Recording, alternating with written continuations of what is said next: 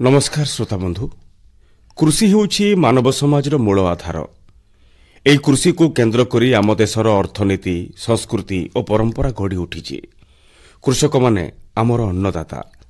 से माने प्रकृति सहित संघर्ष करी आम पई अन्न जोगाई थांती।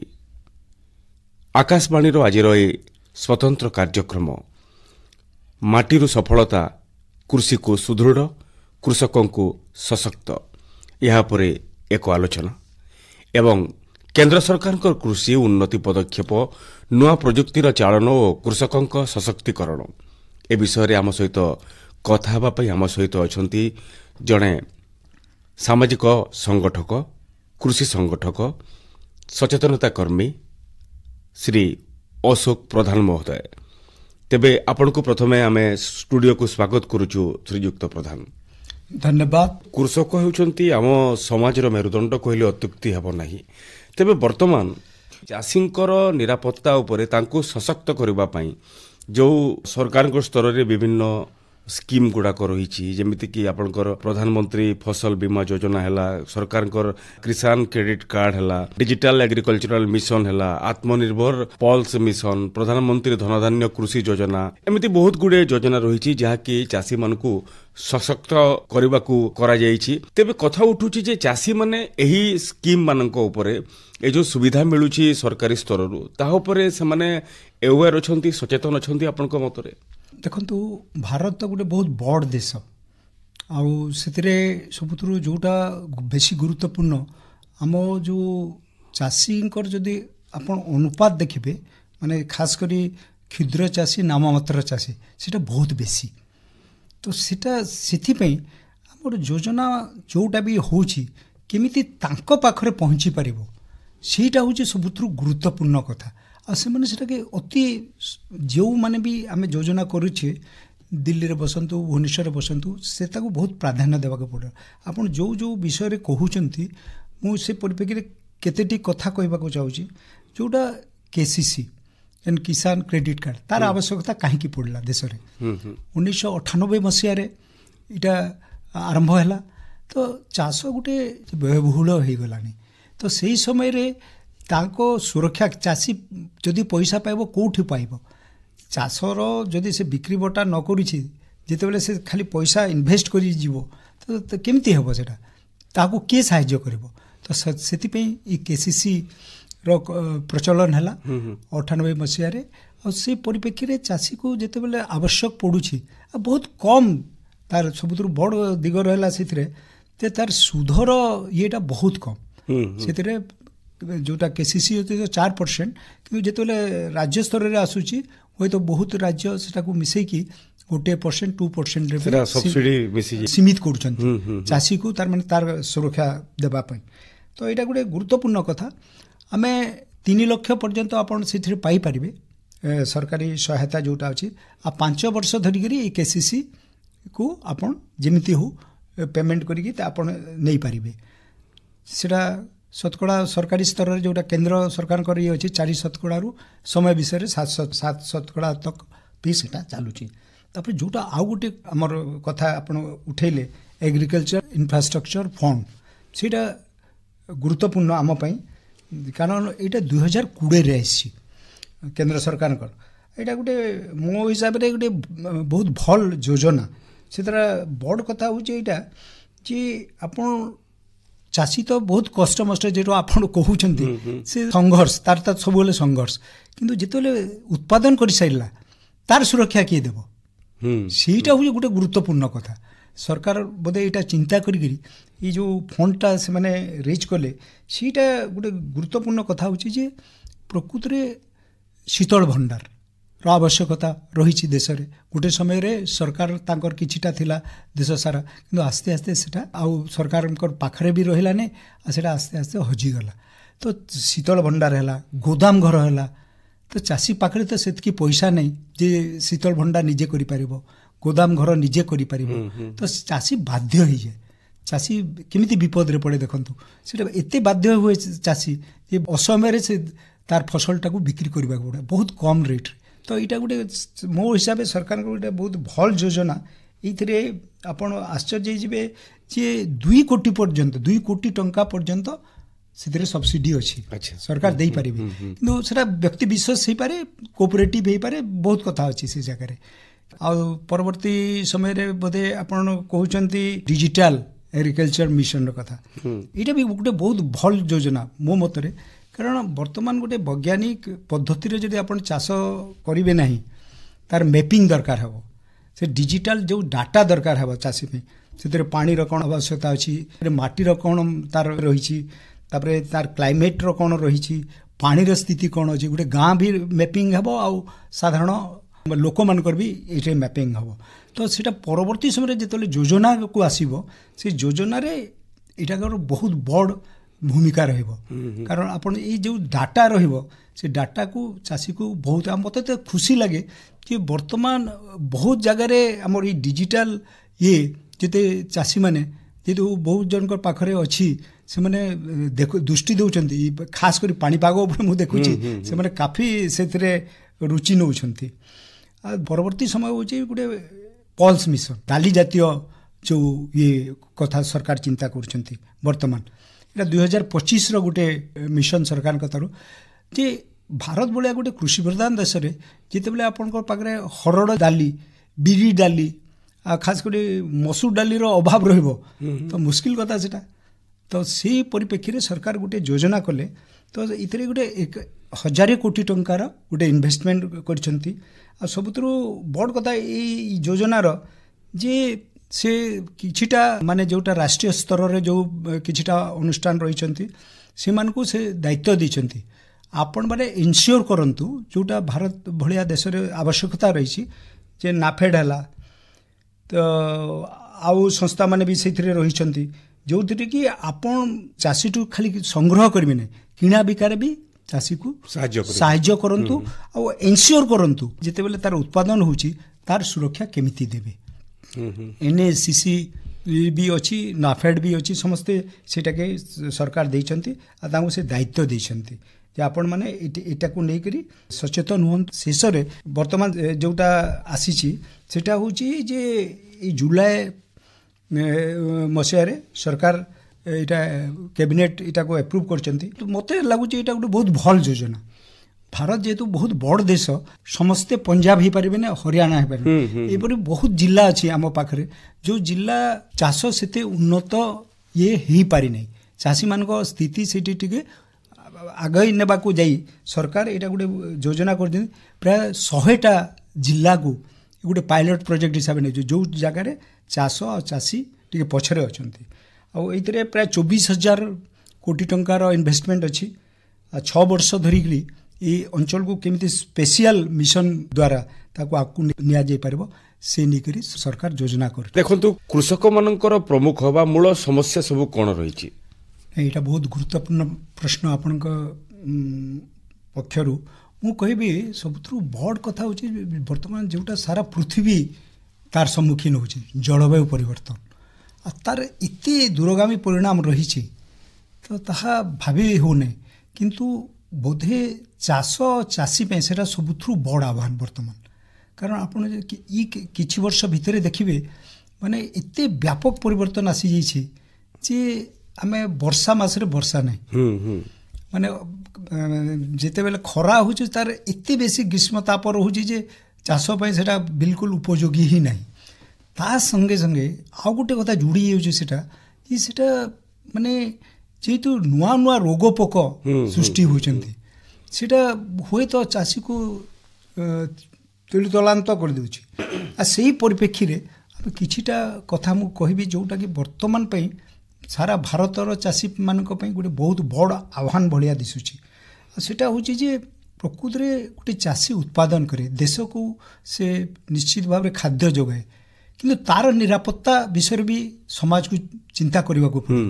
ସେଇଟା ଗୁରୁତ୍ୱପୂର୍ଣ୍ଣ କଥା।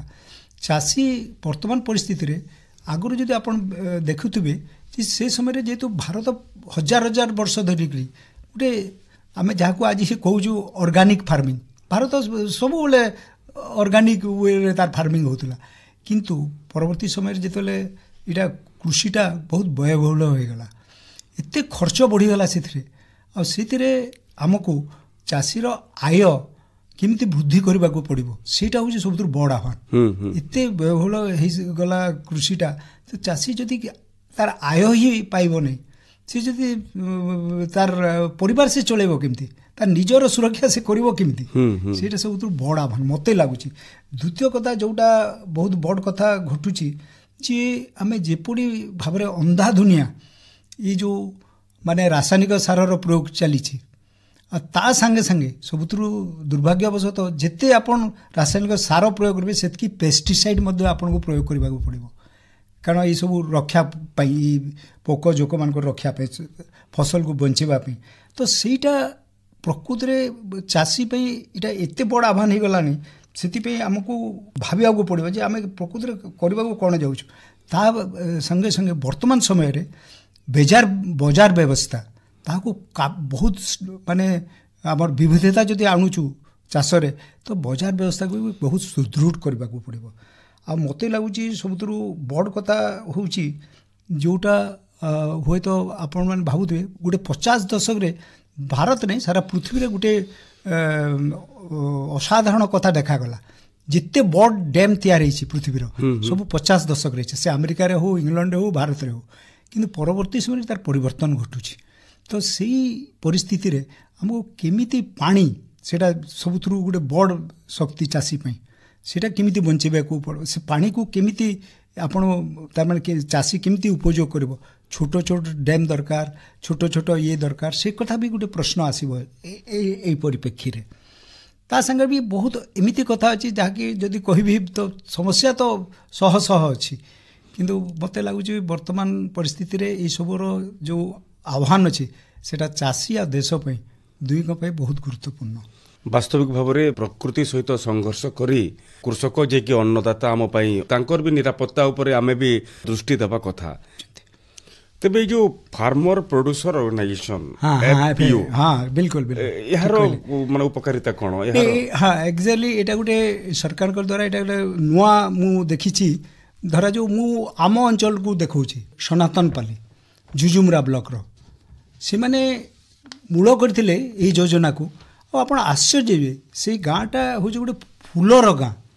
ଆମ ଓଡ଼ିଶାର ସ୍ଥିତି ଏମିତି ହେଉଛି ଯେ ଆମେ ବହୁତ ଜିନିଷ ବାହାର ରାଜ୍ୟ ଉପରେ ନିର୍ଭରଶୀଳ ହଉ, କିନ୍ତୁ ଏଇ ଯୋଜନାରେ ମୁଁ ଦେଖିଲି ତାଙ୍କ ଏଇ 2-3 ବର୍ଷ ଭିତରେ ସେମାନେ ମାନେ ମହୁ ଚାଷ, ଆପଣ ଚିନ୍ତା କରିପାରିବେ, ଫୁଲ ତ କରୁଥିଲେ ସେମାନେ, ପନିପରିବା ବି କଲେ, ମହୁ ଚାଷ ବି କଲେ, ସୋଲାର ଶୀତଳ ଭଣ୍ଡାର ବି ସେମାନେ ସେଇଠି କରିପାରିଲେ।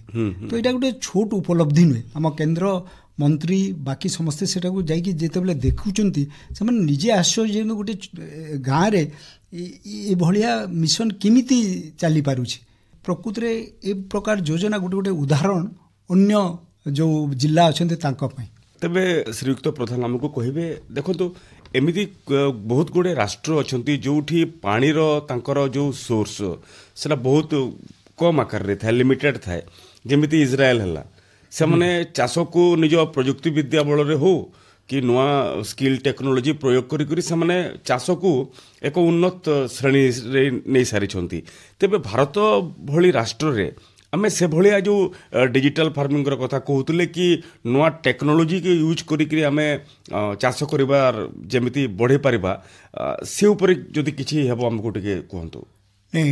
ସବୁଥିରୁ ଗୁରୁତ୍ୱପୂର୍ଣ୍ଣ କଥା ହେଉଛି ଚାଷ ପାଇଁ ସବୁଥିରୁ ପାଣିର ଆବଶ୍ୟକତା ରହୁଛି। ପାଣିଟା ବହୁତ ଗୁରୁତ୍ୱପୂର୍ଣ୍ଣ କଥା, କିନ୍ତୁ ଯାହା ଆପଣ ଗୋଟେ ଉଲ୍ଲେଖ କଲେ, ମୋ ନିଜର ଅନୁଭବରୁ କହୁଛି, ଆମର 2 ଜଣ ସାଥୀ ଇସ୍ରାଏଲ ଯାଇଥିଲେ, ଚାଷୀମାନେ ଓଡ଼ିଶା ସରକାର ପଠାଇଥିଲେ ତାଙ୍କୁ। ସେମାନେ ଓଡ଼ିଶା ପ୍ରଶାସନିକ ବଡ଼ ଅଧିକାରୀମାନେ 2 ଜଣ ଥିଲେ, ମୋର 2 ଜଣ ବନ୍ଧୁ।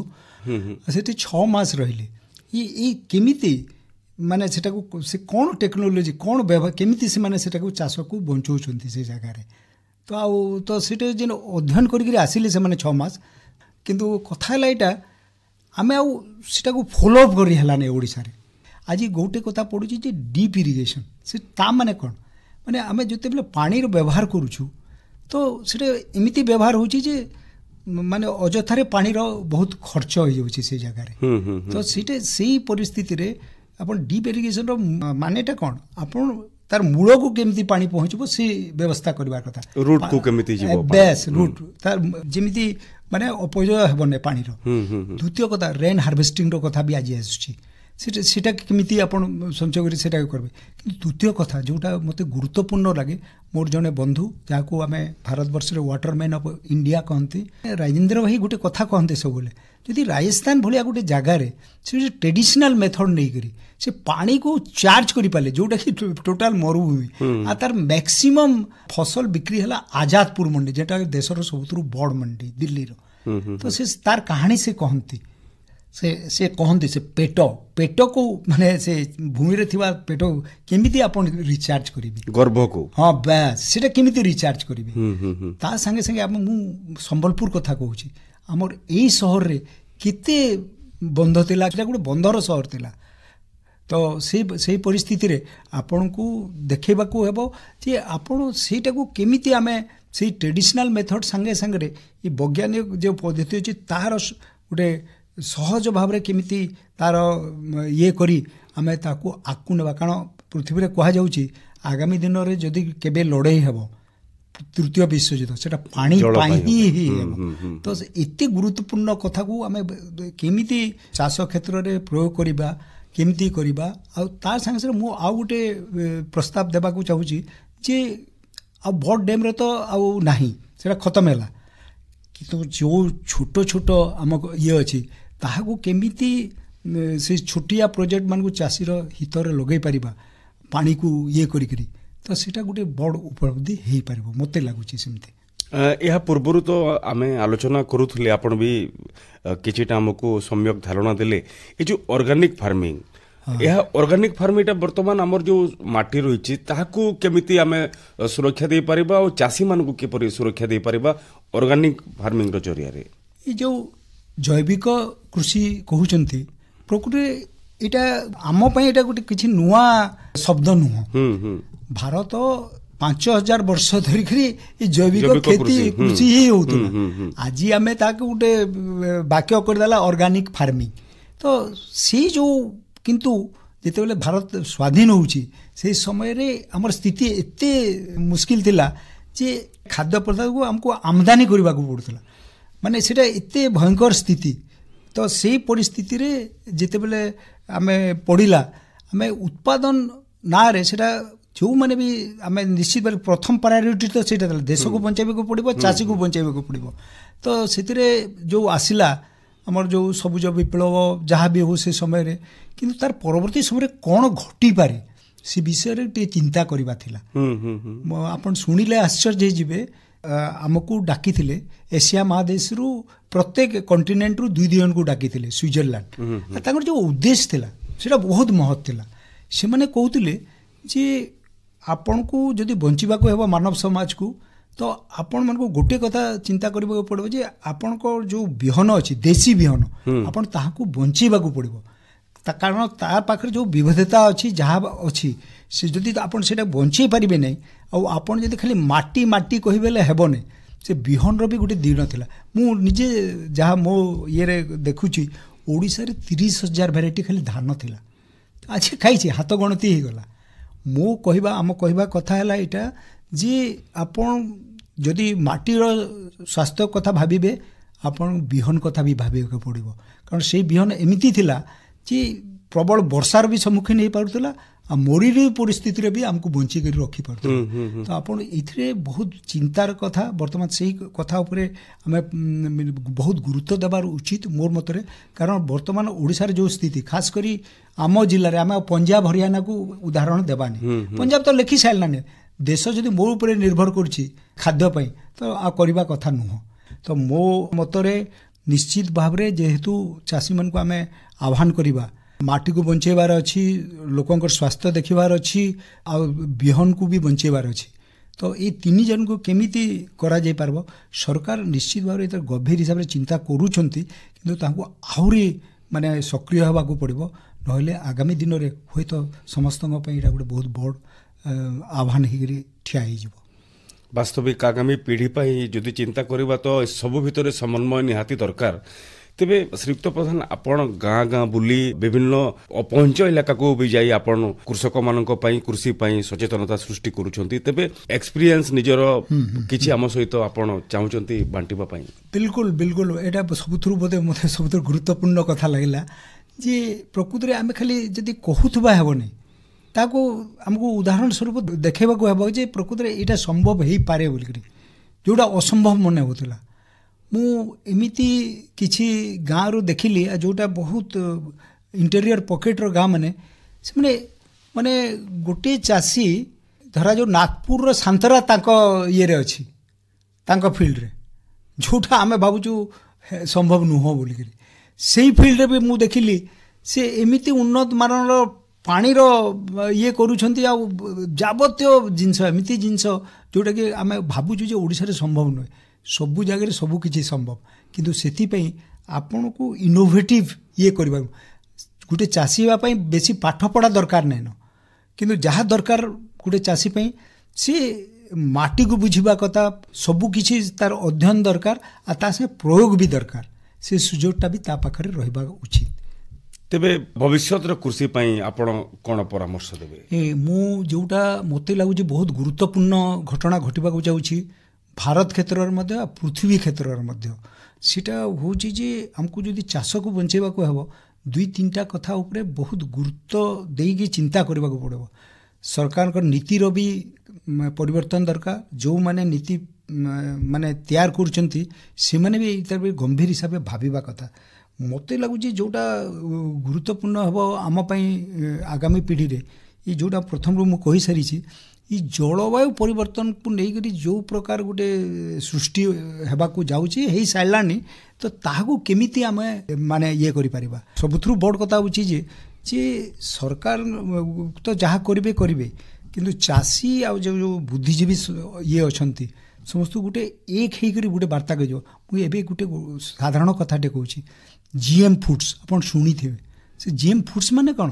Genetically modified foods. ତା ମାନେ ଆମେ ସେ ବିଛାର ଜିନ୍ସଟାକୁ ପାତଲ ଘଣ୍ଟାରେ କରିକିରି ସେଇଟା ଗୋଟେ ନୂଆ ପ୍ରକାର ପାତଲ ଘଣ୍ଟା ତିଆରି କରୁଛୁ। ସେହି କେଉଁ ମାଙ୍କଡ଼ ଜିନ୍ସରୁ କି ମୂଷାର ଜିନ୍ସରୁ ଆଉ ଗୋଟେ ବାଇଗଣରେ ପ୍ରୟୋଗ କରୁଛନ୍ତି। ତ ଏଇଟା ପ୍ରକୃତି ସାଙ୍ଗରେ ଗୋଟେ ଖେଳ ଭଳିଆ ହେଉଛି। ଆଉ ସବୁଥିରୁ ଗୁରୁତ୍ୱପୂର୍ଣ୍ଣ କଥା ହେଉଛି ଯେ ଏସବୁ ପ୍ରୟୋଗଶାଳା ହେଉଛି ଆଫ୍ରିକା ଏବଂ ଏସିଆ। ତ ଆମକୁ ସିଧାସଳଖ ସରକାରମାନଙ୍କୁ ନୋ ବୋଲିକି କହିବା ପଡ଼ିବ। ତ ଏଇଟା ସବୁଥିରୁ ବଡ଼ ଆହ୍ୱାନ ହେବ।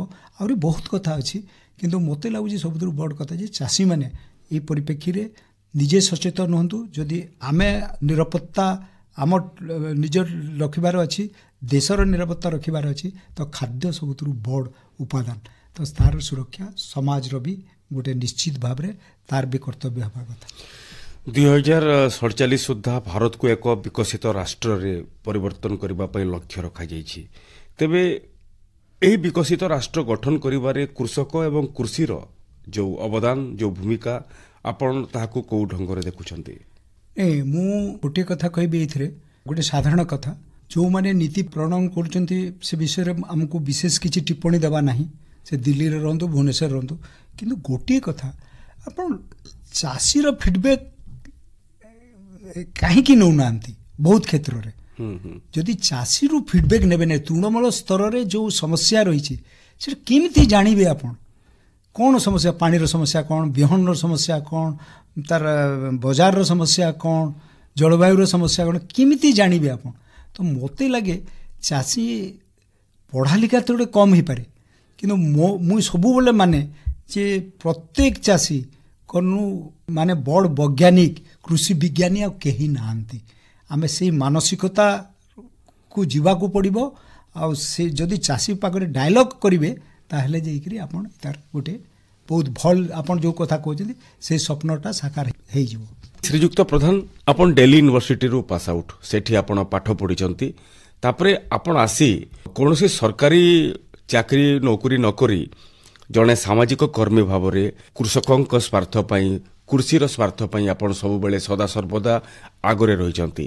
ତେବେ ଆମକୁ ପ୍ରଥମେ କୁହନ୍ତୁ, ଆପଣ ଏ ଯେଉଁ ସାମାଜିକ କର୍ମୀ ଭାବେ ଆପଣଙ୍କର ଯାତ୍ରା କେମିତି ଏବଂ କିଭଳି ଆରମ୍ଭ ହେଲା? ପ୍ରଥମ କଥା ହେଲା, ଯେତେବେଳେ ମୁଁ ସମ୍ବଲପୁର ଫେରିଲି 1987 ମସିହାରେ, ତ ପ୍ରାୟ ମୁଁ ଗୋଟେ ନିଷ୍ପତ୍ତି ନେଇ ସାରିଥିଲି, କେବଳ ମୁଁ ବୋଲି କହିବି ନାହିଁ, ଆମ ବହୁତ ସାଥୀ ନିଷ୍ପତ୍ତି ନେଇ ସାରିଥିଲୁ ଯେ ଆମେ ସରକାରୀ କର୍ମଚାରୀ ହିସାବରେ ହୁଏତ ଆଉ ଜୀବନରେ କାମ କରିବାର ନାହିଁ, ଲୋକଙ୍କ ଯେଉଁ ସାମାଜିକ ଦାୟିତ୍ୱ ରହିଛି, ଯେଉଁମାନେ ଖାସ କରି ସମାଜର ତୃଣମୂଳ ସ୍ତରରେ ଅଛନ୍ତି, ଯେଉଁମାନେ ପ୍ରତ୍ୟେକ ଦିନ ସେମାନେ ସଂଘର୍ଷ କରୁଛନ୍ତି, ସେଇମାନଙ୍କ ପାଇଁ କିଛି କରିବାର ଯେଉଁ ନିଜ ଭିତରେ ଯେଉଁ ଉତ୍ସାହ ଥିଲା, ଯେଉଁ ପ୍ରେରଣା ଥିଲା, ଆମେ ସେଇ ପରିପ୍ରେକ୍ଷୀରେ এই କାର୍ଯ୍ୟକ୍ରମରେ ଯୋଗଦାନ କଲୁ।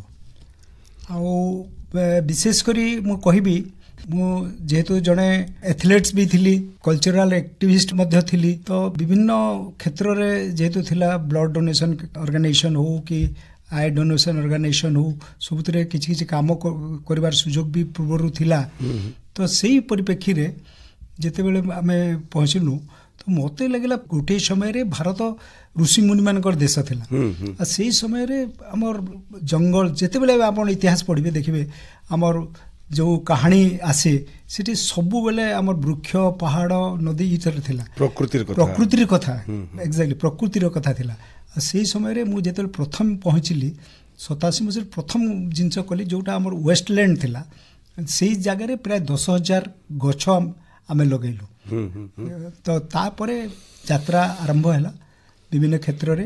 ଆଉ ଏଇଠି ଗୋଟିଏ କଥା ମୁଁ କହିଦେବାକୁ ଚାହେଁ ଯେ ଆମେ ଯେଉଁ ଗୋଟେ କରିଥିଲୁ, ଗୋଟେ ପଥପ୍ରାନ୍ତ ଦଳ କରିଥିଲୁ, ସେଥିରେ ଭାରତର ବିଶିଷ୍ଟ ମନୀଷୀମାନେ ଥିଲେ, ପ୍ରଫେସର ପରମେଶ୍ୱର କହନ୍ତୁ କି ଯେ ଭାରତର ବିଶିଷ୍ଟ ବୈଜ୍ଞାନିକ ଥିଲେ ୟଶପାଲ, ତାଙ୍କ ପ୍ରେରଣା ନେଇକରି ସେମାନେ କହୁଥିଲେ ଯେ ଲୋକମାନେ ଯେତେ ପର୍ଯ୍ୟନ୍ତ ଶିକ୍ଷିତ ନ ହେବେ ତୃଣମୂଳ ସ୍ତରରେ, ଆଉ ତା ସାଙ୍ଗେ ସାଙ୍ଗେ ଗୋଟେ କଥା ସେମାନେ ଯୋଡ଼ୁଥିଲେ, ସେ କଥାଟା ହେଉଥିଲା ଲୋକଙ୍କ ଭିତରେ ପ୍ରଶ୍ନ ପଚାରିବାର ଯଦି ପ୍ରବୃତ୍ତି ନଥିବ ଆଉ ବୈଜ୍ଞାନିକ ଦୃଷ୍ଟିକୋଣ ନଥିବ, ତାହେଲେ ଆମେ ଆଗକୁ ଯାଇପାରିବାନି। ତ ବହୁତ ଜାଗାରେ ଆମେ ଷ୍ଟ୍ରିଟ୍ ପ୍ଲେ କଲୁ ଲୋକଙ୍କୁ ଏଇ ବାର୍ତ୍ତା ଦେବା ପାଇଁ।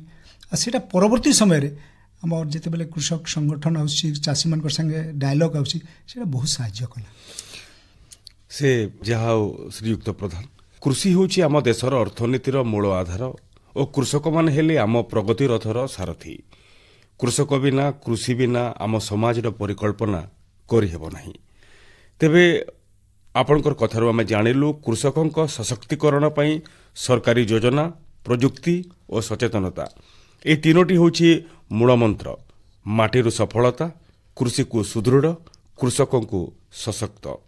ଏହା କେବଳ ଏକ ସ୍ଲୋଗାନ ହିଁ ରହିବ ନାହିଁ, ଏହା ଏକ ଯାତ୍ରା ହେବ। ଶ୍ରୀଯୁକ୍ତ ପ୍ରଧାନ, ଆପଣ ଷ୍ଟୁଡ଼ିଓକୁ ଆସି ଆମ ସହିତ ଆଲୋଚନା କରି ଆମକୁ ଏତେ ପୁଙ୍ଖାନୁପୁଙ୍ଖ ଭାବେ ବୁଝେଇଲେ ଚାଷ ଉପରେ, ଚାଷୀଙ୍କ ବିଷୟରେ, ସେଥିପାଇଁ ଆକାଶବାଣୀ ସମ୍ବଲପୁର ଆଞ୍ଚଳିକ ସମ୍ବାଦ ବିଭାଗ ତରଫରୁ ଆପଣଙ୍କୁ ବହୁତ ବହୁତ ଧନ୍ୟବାଦ। ଧନ୍ୟବାଦ ସମସ୍ତଙ୍କୁ। ଜୁହାର।